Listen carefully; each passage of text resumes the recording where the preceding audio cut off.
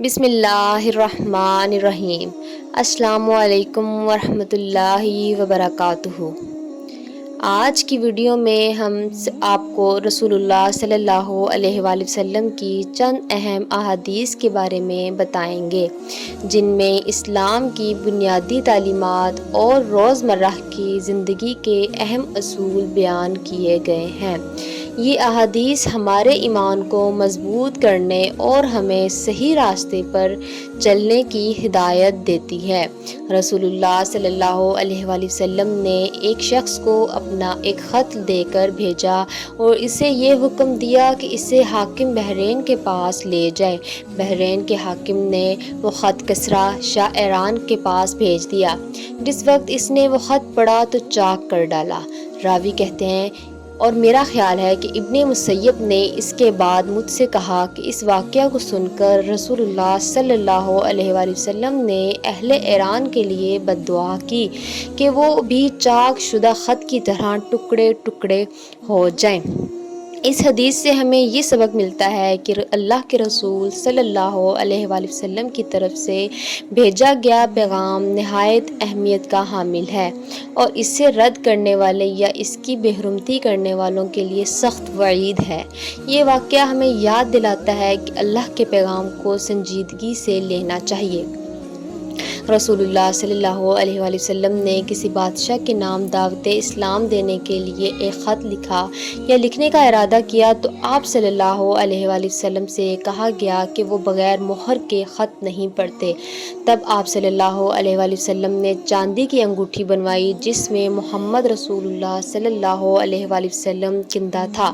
گویا میں آج بھی آپ صلی اللہ علیہ وآلہ وسلم کے ہاتھ میں اس کی سفیدی دیکھ رہا ہوں۔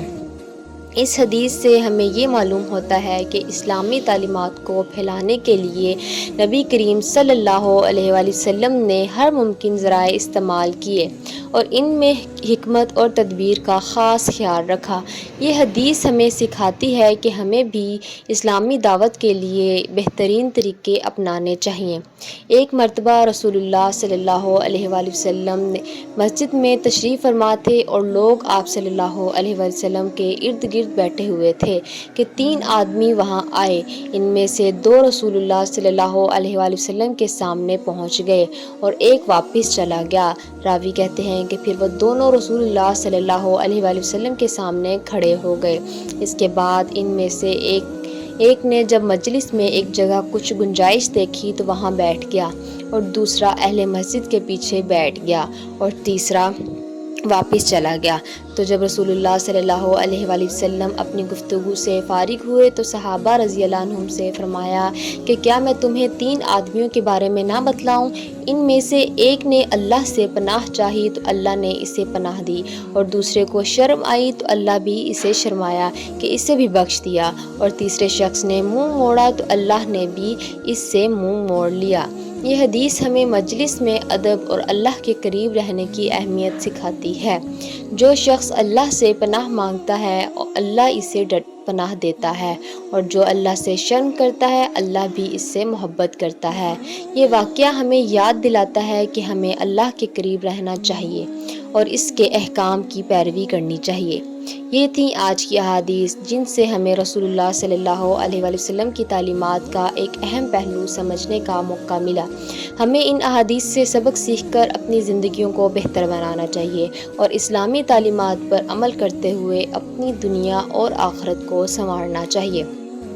آخر میں ہماری آپ سے درخواست ہے کہ ہمارے چینل کو سبسکرائب کریں تاکہ آپ کو مزید ایسی ویڈیوز مل سکیں، اور آپ ہماری اس کاوش کو دوسروں تک پہنچانے میں ہماری مدد کریں۔ اللہ ہمیں صحیح سمجھ عطا فرمائے اور ان تعلیمات پر عمل کرنے کی توفیق عطا فرمائے۔ آمین۔ جزاکم اللہ خیرہ۔